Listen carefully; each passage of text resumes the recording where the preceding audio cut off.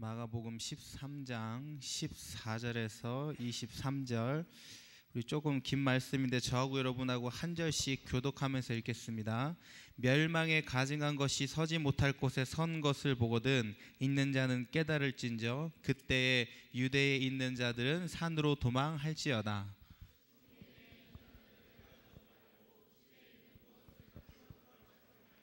밭에 있는 자는 겉옷을 가지러 뒤로 돌이키지 말지어다.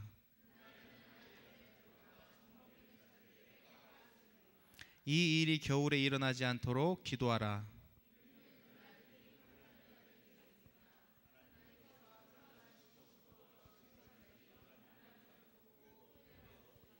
만일 주께서 그 날들을 감하지 아니하셨더라면 모든 육체가 구원을 얻지 못할 것이오늘 자기가 택하신 자들을 위하여 그 날들을 감하셨느니라.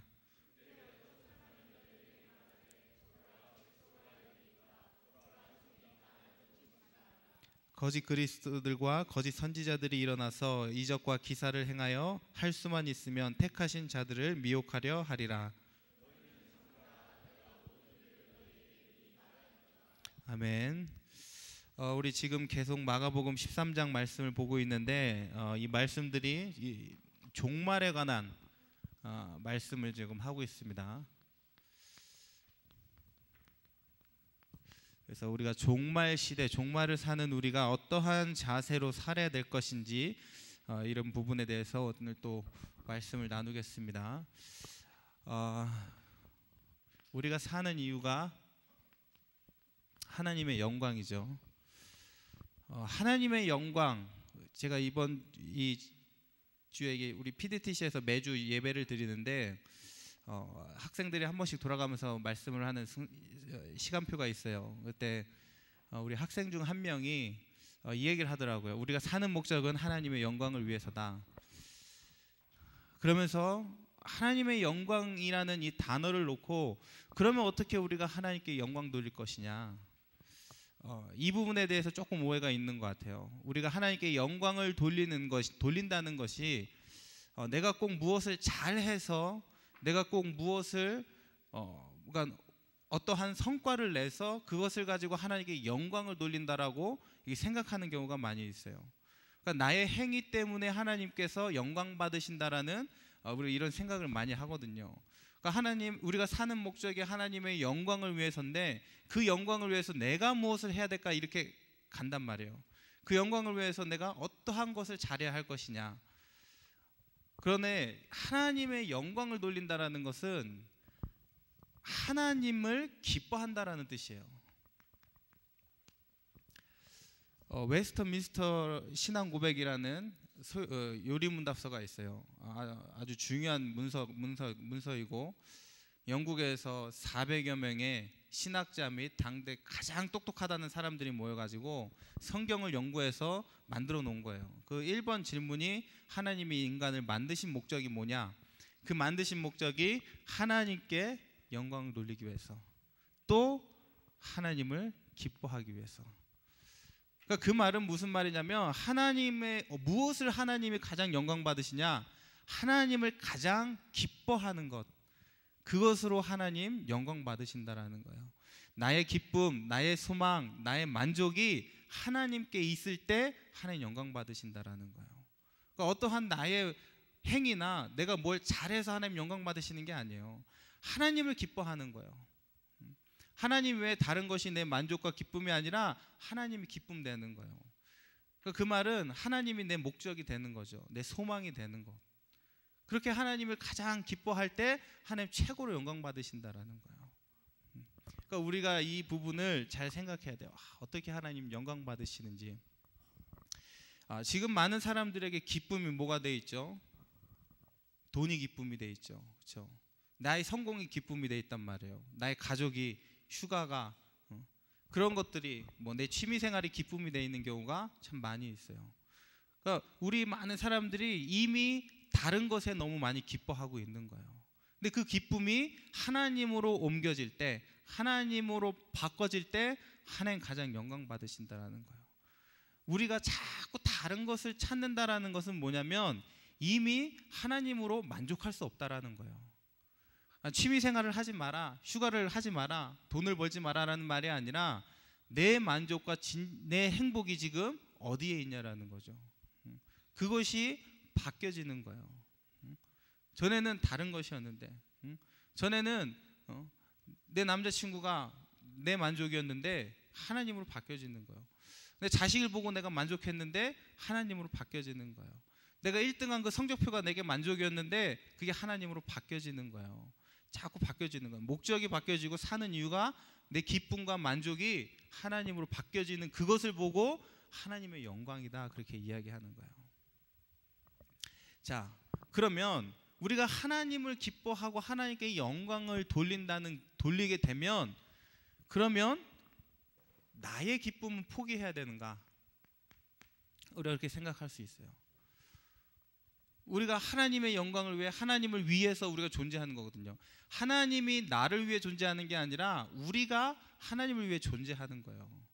우리가 처음 구원 받을 때는 마치 하나님이 나를 위해 존재하는 것처럼 우리가 믿고 예수님을 영접을 해요.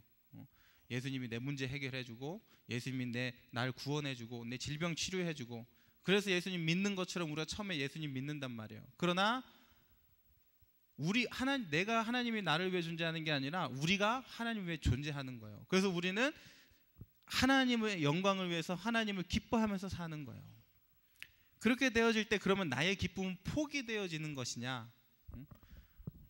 우리 그렇게 생각할 수 있거든요. 하나님의 영광을 위해서 내가 좋아하는 건 못하고, 내가 하고 싶은 거 하지 못하고, 하나님이 원하는 것만 하는 것. 근데 그렇지 않다라는 거예요. 하나님을 가장 기뻐하는 것은 나의 가장 큰 기쁨도 되는 거예요. 그러니까 여러분은 여러분의 욕구대로 나의 기쁨을 위해 사는데 그것이 하나님의 기쁨이 되어지는 거예요. 그러니까 그렇게 바뀌어져 가는 거예요. 그러니까 전에는 내가 기뻐하는 것이 하나님이 기뻐하는 것이 아닌데, 점점 하나님께서 나는 내가 기뻐하는 것을 하고 있는데 하나님 기뻐하시게 되는 거예요. 그러니까 내 기쁨이 포기되어지고 하나님의 기쁨만을 위해, 하나님의 영광만을 위해 사는 게 아니라 그것이 곧 뭐가 되냐? 나의 기쁨이 된다라는 거예요. 그럼 여기서 우리가 뭘 깨달을 수 있냐면, 왜 그러면 우리가 그렇게도 하나님이 아닌 다른 것에 만족하고 있냐 이거죠. 그 이유는 뭘까요? 아직까지 뭐예요? 하나님을 기뻐하는 이 기쁨을 맛보지 못한 거예요. 하나님의 영광의 그 위대함을 아직 맛보지 못한 거예요. 그러니까 자꾸 다른 것에 만족하고 있는 거예요. 카바 앞바다가 참 이쁘죠. 근데 카바 바다만 밖에 못 본 사람은 이 바다가 전 세계에서 제일 이뻐, 가장 이쁜 바다에 그럴 수 있어요. 근데 그런 사람이 어느 날 보라카이를 간 거예요. 보라카이를 가가지고 그 아름다운 막 하얀 해변을 다 봤어. 그러면 더 이상 카바의 앞바다가 최고로 이쁜 바다라, 뭐 개인적인 취향은 있겠지만 그렇게 말은 못 하겠죠. 더 이쁜 게 있으니까. 그러니까 아직 이 하나님의 기쁨, 영광, 이것을 맛보니까 우리가 자꾸 다른 것에 가는 거예요. 그러면 정말 중요한 거는 뭐죠?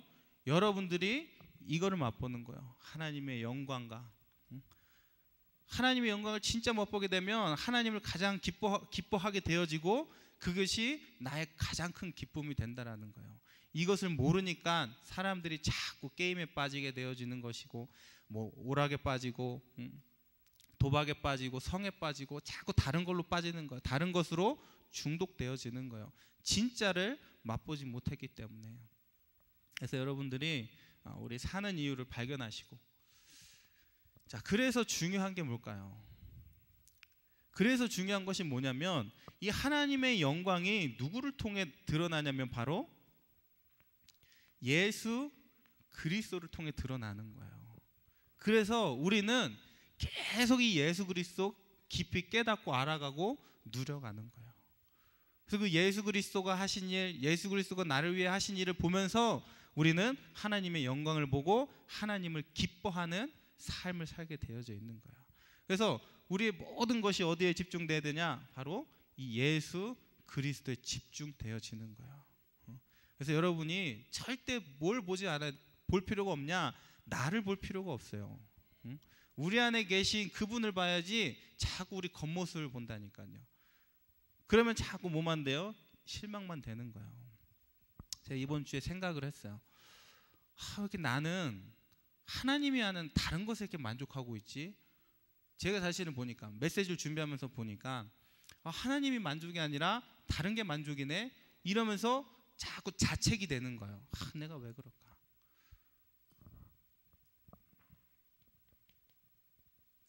그러면서 또 깨달았어요. 야, 내가 아직도 나를 보고 있구나. 응? 그러니까 자책한다라는 말은 무슨 말이냐면 아직까지도 나에게 어떤 소망을 두고 있는 거예요. 내가 하나님의 하나님을 바라볼 수 있는 그 무엇이, 그 어떤 힘이 나에게 있을 거라는 착각 속에, 잘못된 기대 속에 자책을 하고 있는 거예요. 그러니까 아직까지는 뭐죠? 나를 바라보고 있는 거예요. 그 나를 바라보고 있기 때문에 자책하는 거예요. 내가 하나님을 만족해야 되는데 왜 내가 하나님 만족하지 못하고 있지? 그러니까 여러분, 나를 보면은 우리는 할 건 실망밖에 없는 거예요. 언제 내가 바뀌지? 언제 하나님이 내 만족되지? 그러면 자꾸 실망만 된다니까요. 그러니까 우리의 시선을 자꾸 돌려서 어디로 무엇을 바라봐야 되냐? 예수 그리스도를 바라보는 거예요. 그래서 제가 깨달았다니까요. 아직까지도 나에게 나에 대한 기대감이 남아있구나. 나에게 어떠한 의가 아직 남아있구나. 그럼 복음은 뭐죠? 하나님의 의예요. 나의 의가 아니라, 자기 의가 아니라 하나님의 의. 하나님의 의를 통해 하나님이 하시는 게 복음이거든요. 근데 자꾸 사단은 뭘 바라보게 하냐? 나를 보게 만드는 거예요. 나를 보게 만들어서 자책하게 만들고 실망하게 만드는 게 사단이 하는 일이에요. 그래서 다른 거 보지 마시고 예수 그리스도 바라보는 거예요. 그러니까 자책할 필요가 없어요. 그러면 또 실망하게 되어지는 거예요. 하나님만 바라보면 되는 거예요. 그래서 예수 그리스도 집중되어질 때 여러분 하나님의 영광을 맛보게 되는 것이고, 그럼 바뀌어지는 거예요. 영광을 맛을 못 봤으니까 다른 것을 추구하고 있는 거예요. 여러분은 내 모습을 보면서 실망할 필요도 없고, 그렇고 있는 나의 그 상태만 보면 되는 거예요. 그걸 하나님이 바꿔 가시는 거예요. 그래서 제가 진짜 내가 자책하는 그 가운데 하나님의 은혜하고만 상관없이 사는구나, 이 깨달았어요. 그렇게 복음 듣고 말씀 듣고, 저는 모태신앙이거든요. 다락방도 일찍 시작했어요. 제가 16살 때부터 시작했어요. 내가 복음도 일찍 들었고 모태신앙인데 아직까지도 그리스도랑 상관없이 살고 있구나. 왜? 자책하고 있다니까요. 아직까지 나를 바라보고 있다니까요. 나를 기대하고 있다니까요. 나에게 소망을 두고 있다니까요. 그러니까 하나님 모르는 거야. 은혜와 상관없어지는 거야. 그러면서 제가 이거를 깨달으니까 그때는 실망이 안 되더라고요. 이때는 실망이 안 되고 하나님께 감사한 거예요. 뭐가 감사하냐? 왜 안 되는지 알았으니까. 그래, 그렇게까지 내가 하나님과 상관없이 살기 때문에 그렇구나. 그러면 하나님과 상관 있는 그 삶 속에 얼마나 하나님께서 역사하실까? 이게 보이는 거예요. 하나님께서, 내가 지금 그리스도와 상관없는 이 삶 때문에 자꾸 자책하고 안 되는 이 모습이 보여졌는데, 그렇다면 진짜 하나님이 나와 함께 하실 때 어떤 일이 있겠는가? 이게 기대가 되는 거죠. 그러니까 그리스도가 함께하는 그 삶이 기대가 되어지는 거예요. 안 되는 모습을 통해서. 그러니까 여러분들도 보세요. 처음에는 그걸 봐야 돼요. 뭘 봐야 되냐? 하나님, 그리스도와 상관없이 살고 있는 내 모습이 보여져야 되는 거예요. 은혜하고만 상관없이 사는 내가 보여져야 되는 거예요. 그게 보여질 때 그 은혜와 상관없는 내 모습 속에서 그렇게 될 수밖에 없는 당연한 이유가 보이는 거예요. 그러면 그리스도가 기대되어지고 소망이 되어지는 거예요. 근데 제가 이거를 모르고 안 되는 내 모습, 이것만 보고 있었다면 어떻게 됐겠어요? 자꾸 실망만 하고 자책만 되는 거죠. 오늘 이게 강지은 랩런트 얘기가 나왔는데, 저 랩런트는 하버드 가는데 나는 뭐야? 이렇게 된다니까요. 그러니까 그 랩런트를 바라보면 여러분 할 건 실망밖에 없어요. 걔는 하버드 가는데 나는 못 가니까. 아까 제가 우리 랩런트들 모였을 때 얘기했어요. 여러분 다 하버드 가세요 그랬어요. 우리 조장 포럼하는 시간에. 그러니까 애들이 저를 보고 비웃었어요. 도대체 나를 어떻게 보고 하버드라고.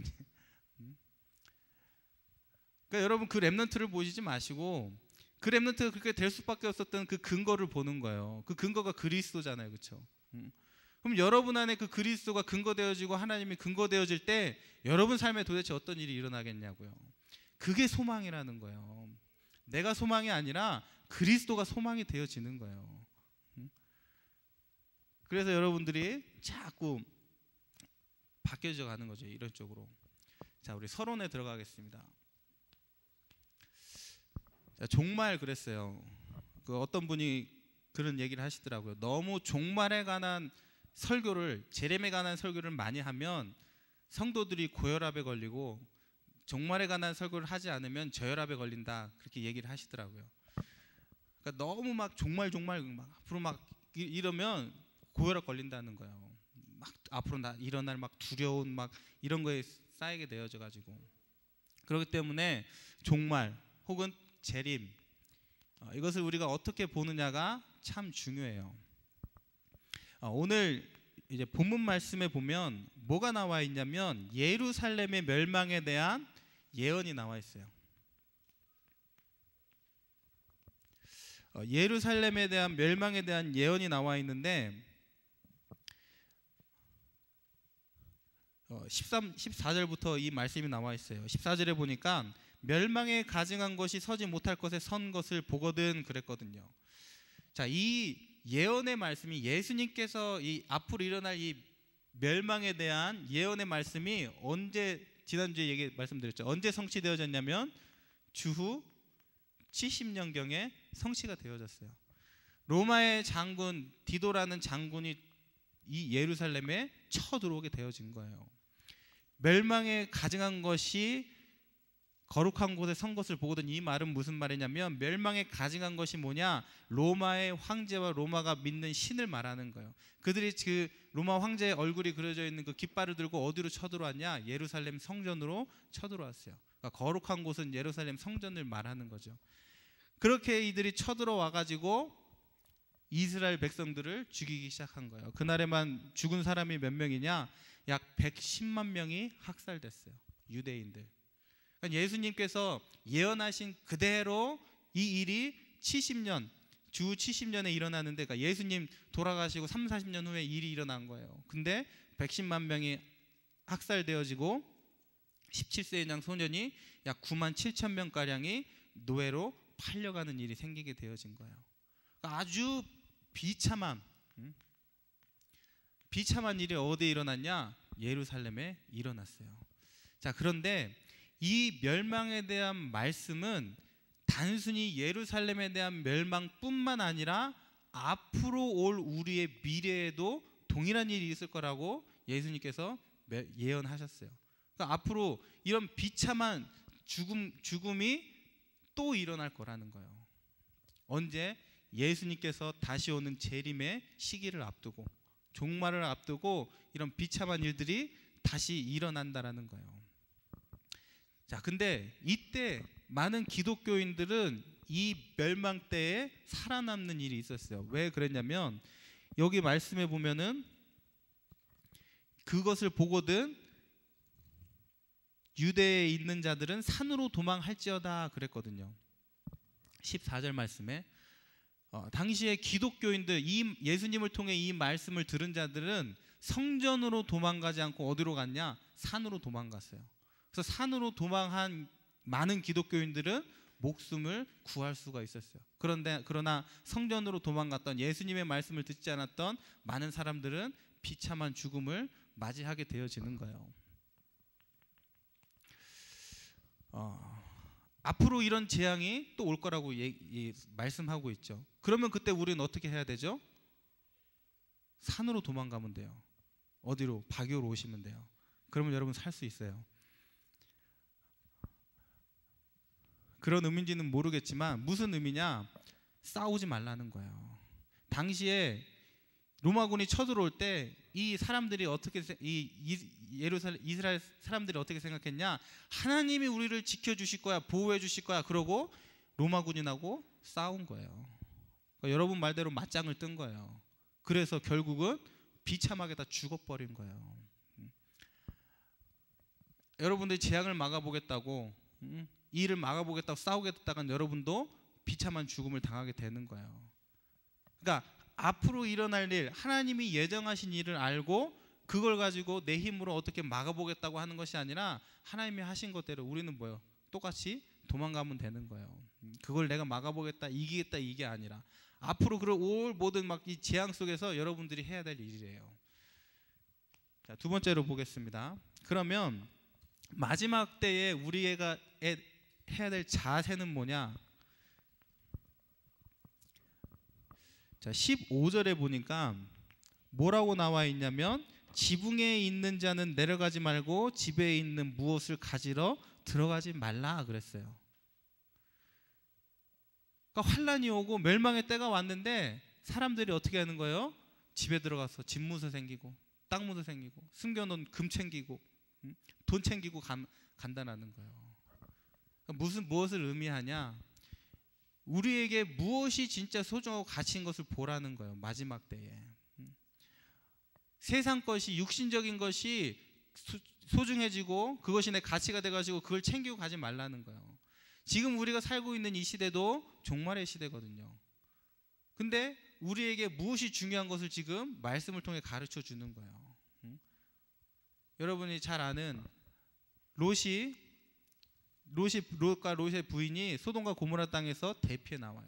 대피해 나오는데 뭐라고 말씀하셨죠? 하나님께서 절대 뒤를 돌아보지 말라고 그랬어요. 그런데 롯의 아내가 집에 있는 것이 생각나서 뒤를 돌아봤어요. 돌아봤더니 소금 기둥으로 변하게 되어진 거예요.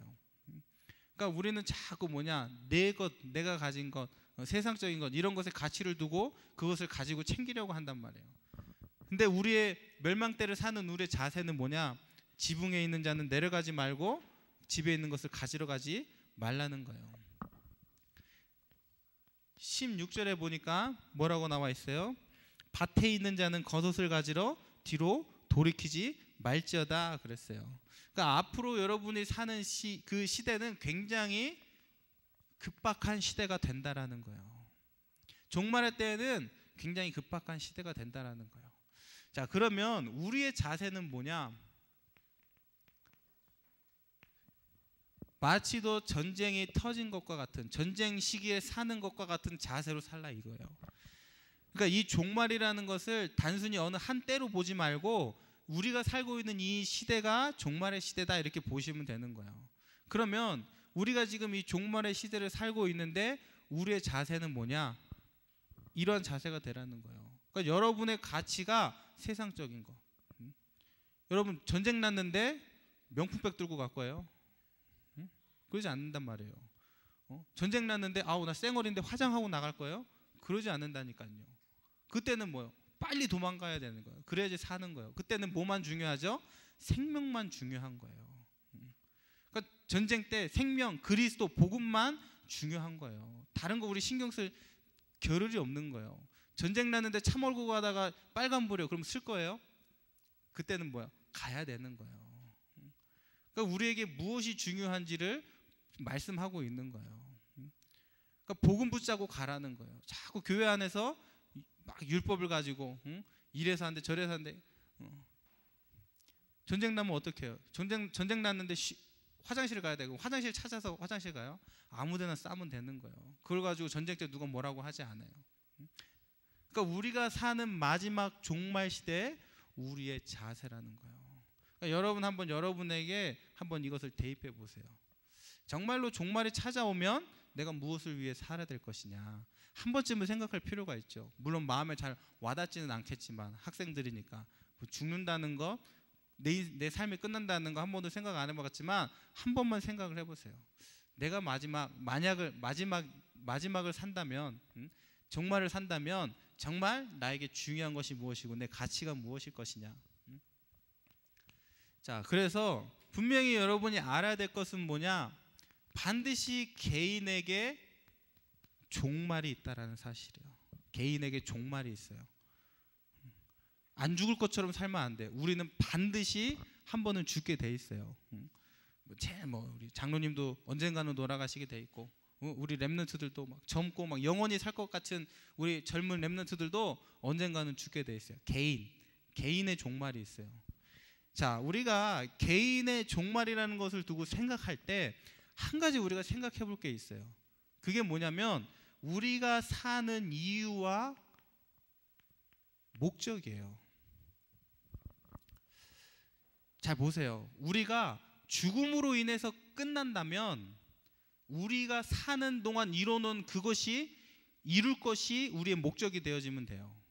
그렇죠? 그러나 우리의 삶은 죽음이 끝이 아니에요. 육신의 죽음이 끝이 아니라 죽은 이후에 반드시 내세가 있다 그랬어요. 여러분 죽은 게 끝이 아니라니까요. 그 이후의 삶이 있어요. 자, 우리가 죽음이라는 것을 두고 종말이라는 것을 두고 사람들의 생각이 두 가지로 나눠요. 어떻게 되냐? 한 번 사는 인생 죽기 전에 최선을 다해 살자.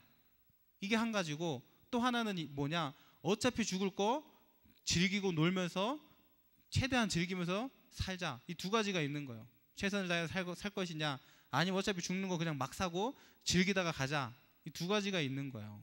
그런데 두 가지 다 틀려요. 왜 그러냐면 이 두 가지는 무엇이 목적되어 있냐?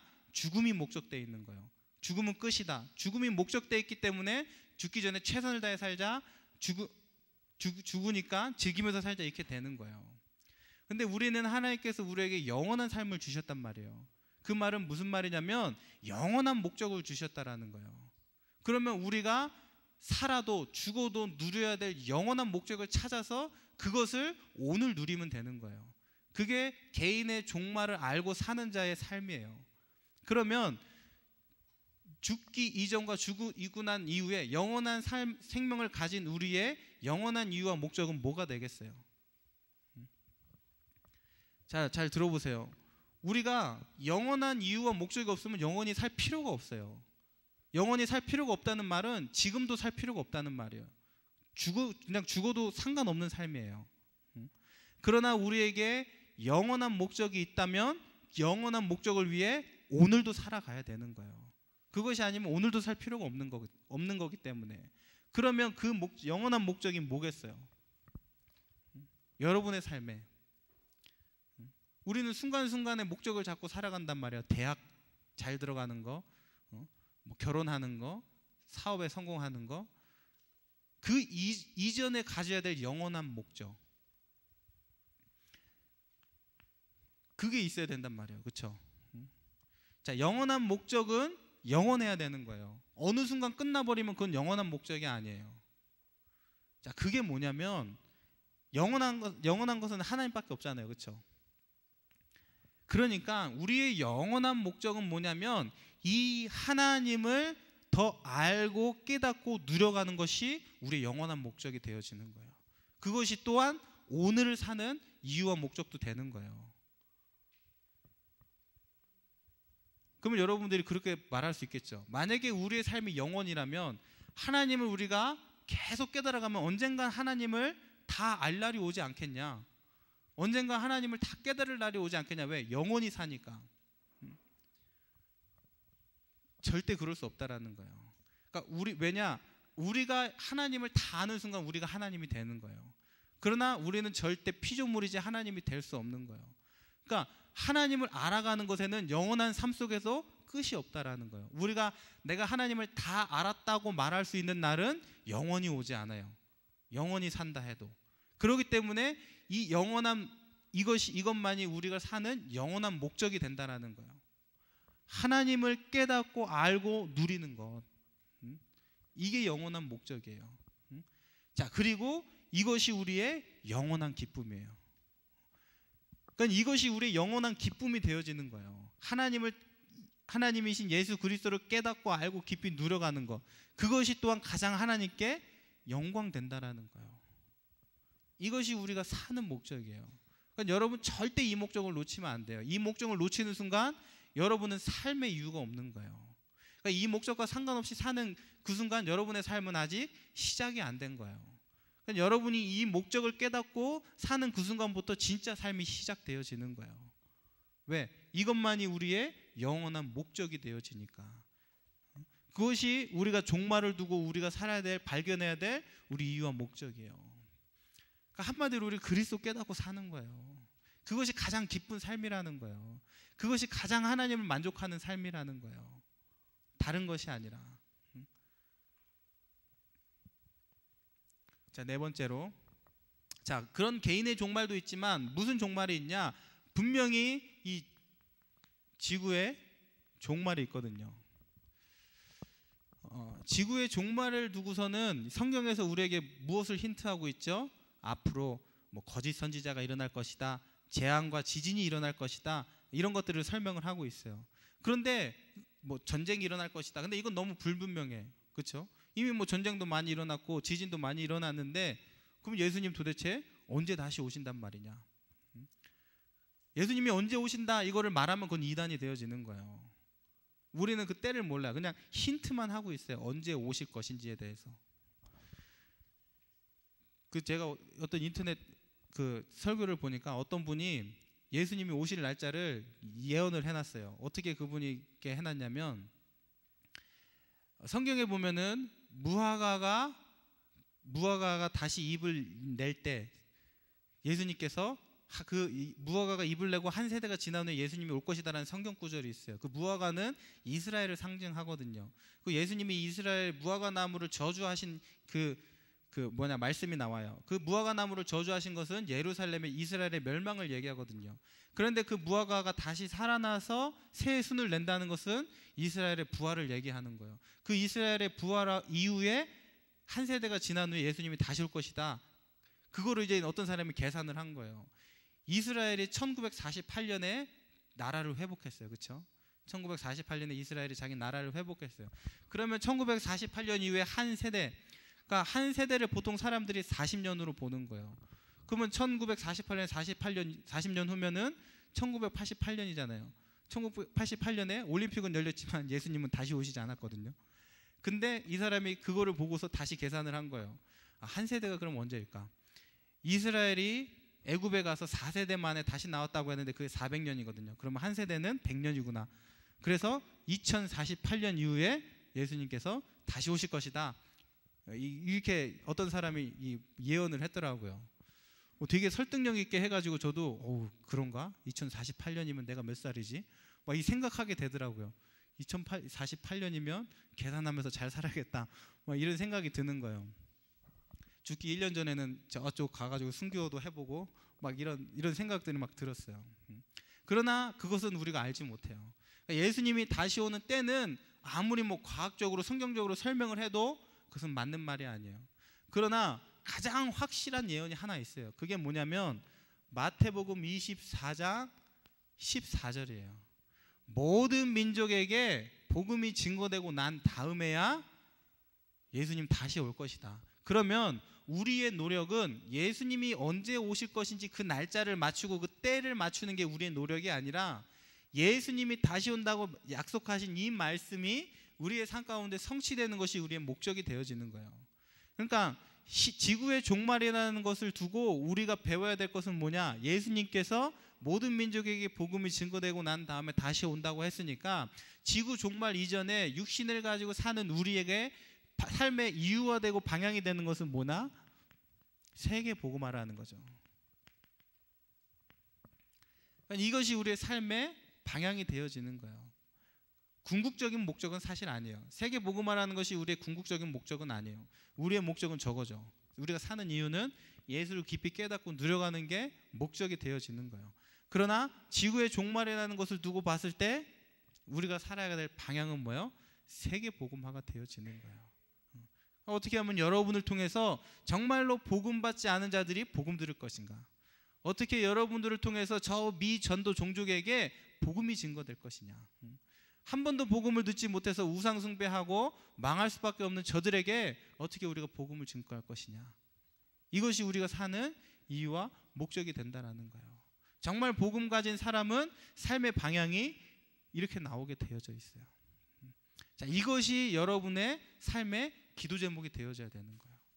이것이 오늘 내가 말씀 듣고 기도하는 이유가 되어지는 거예요. 이 속에서 삶의 이유를 찾는 거예요. 내가 앞으로 커서 국무장관이 돼야 된다면 왜 돼야 되지?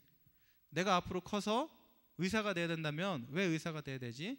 여기서 여러분의 삶의 방향을 찾아 나가는 거예요.